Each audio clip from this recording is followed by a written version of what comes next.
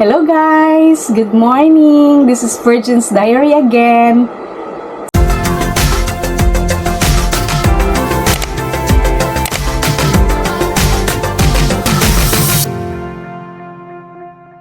Today guys, I am going to work from home due to the weather conditions here in UAE. Ang lakas ng ulan kagabi guys, grabe bumaha sa labas. Nakapag-almusal na ba kayo guys? So ako ngayon guys, hindi nakapag pala. Nag-uumpisa na akong magkape for almusal. Kape tayo. Tapos ito naman yung aking tinapay today. Nabili ko siya sa Carrefour kagabi. Ensaymada cheese. Supposedly bawal to sa akin. Kasi diabetic nga ako, di ba? Pero it's okay, minsan lang naman. Tsaka iinom din naman ng gamot. Oops. Diyan lang kayo guys. Ipapakita ko yung aking day of my life today while doing work from home. Si Shadow guys, tulog pa. Mamaya na yun manggugulo. Naka-purple ako ngayon kasi supposedly nga exchanging gift namin ng mga colleagues ko. Pero selected lang yung mga kasali. Yung gusto lang sumali. From the medical team, tapos ako, tapos meron ding sa call center. Bali 11 kaming lahat, puro babae. So yung kulay ko is purple. Ayan, ready na ako, and then nag-declare naman na work from home dahil nga flooding. Yung ibang area kasi sa UAE may flood, so yung ibang mga colleagues namin are affected. So, dyan lang kayo guys. I'll start working now. Anyway, ano naman siya today? Friday. So, less yung mga closures today. Kaya, chill lang pag Friday.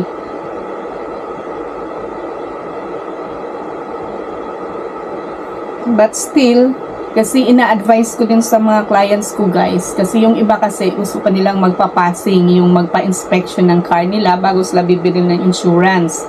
So kahapon may ako kliyente. Sabi niya, how can I advise daw? Sabi ko, wag mo na siyang pumunta kahapon at ngayon para para iwas sa ulan, iwas baha, iwas sira ng sasakyan. Sabi ko, just do it by Saturday kasi sa Saturday naman, na siya sunny day na. Actually, wala na ngang ulan, tumigil na kaso na-declare na. Supposedly, dapat kahapon nag-declare. Ewan ko ba. But anyway, it's okay. I'll just enjoy my work from home today. See you later, guys! Ito yung ensaymada, guys. Kaso ang tamis niya parang hindi ko to makain or maubos. Tikman ko lang para pero talagang ang tamis niya. Dapat pala hindi ko to siya binili guys. Meron siyang may cheese tsaka may ubi sa loob. Akala ko kasi munggo.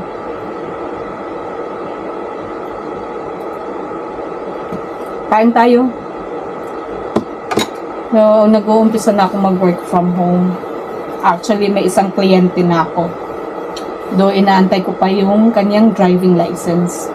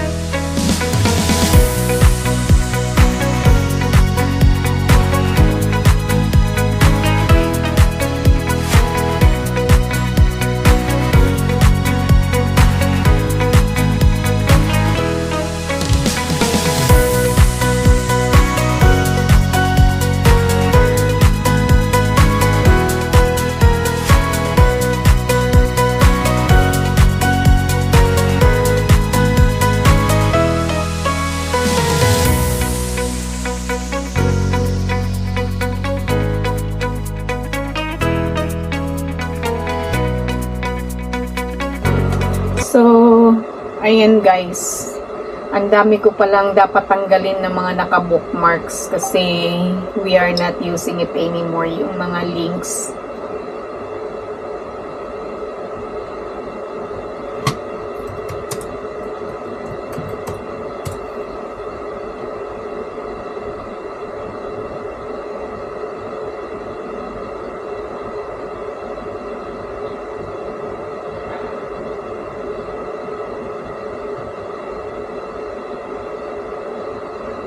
So, magtatrabaho muna ako guys. So, dyan lang muna kayo guys ha. I'll talk to you later. So, ayan guys. Nagtatrabaho ako guys while having my coffee. Second cup na ng coffee ito guys.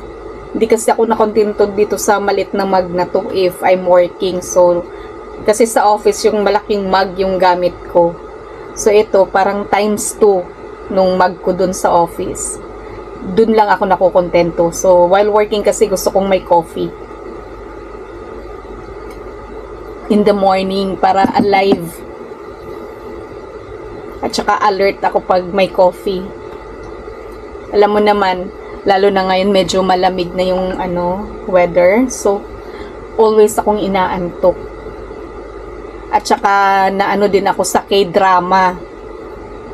So, parang na-addict ako ng K-drama. Late akong nakakatulog palagi.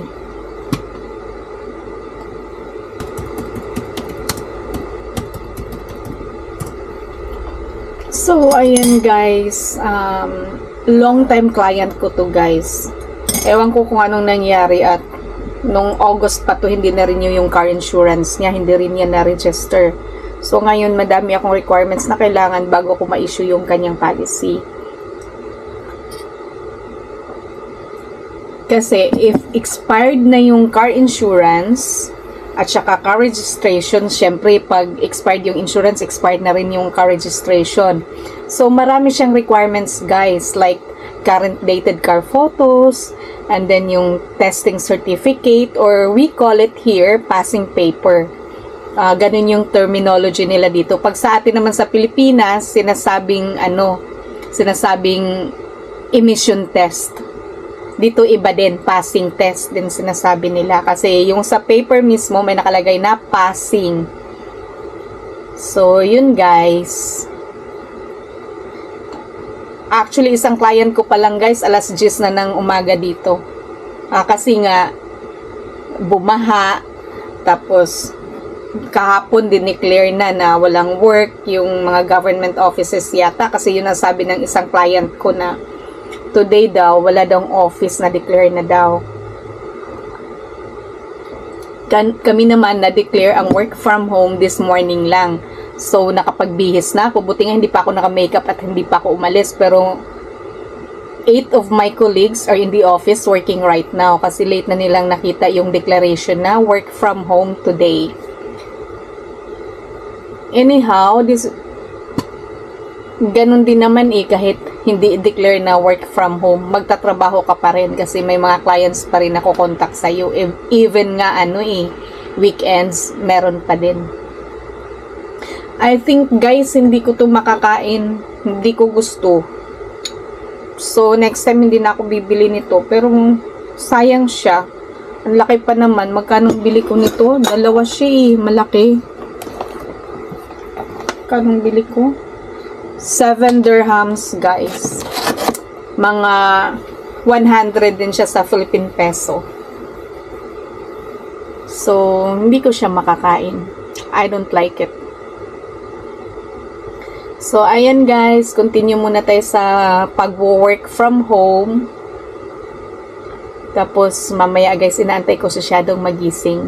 Kasi pupunta yan dito, manggugulo. Tulog pa. Tulog pa ang pachuchoy namin. Mamaya magpapasaway na naman yun.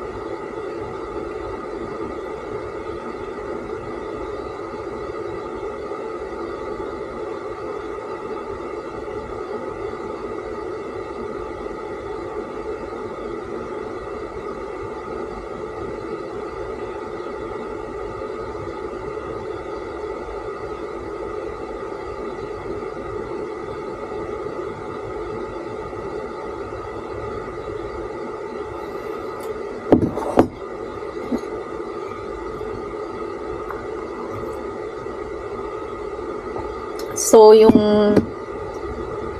araw ko ngayon guys, mostly from 8:30 to 5:30, I will be stuck in my computer. So, wala akong ibang gagawin. So, ito lang, magtatrabaho dito sa bahay. Okay guys, that's all for today. And if you're new to my channel, please consider subscribing Virgin's Diary. Like and share my videos guys, and please continue to support my videos. Please watch it. Okay? Bye! Until my next video.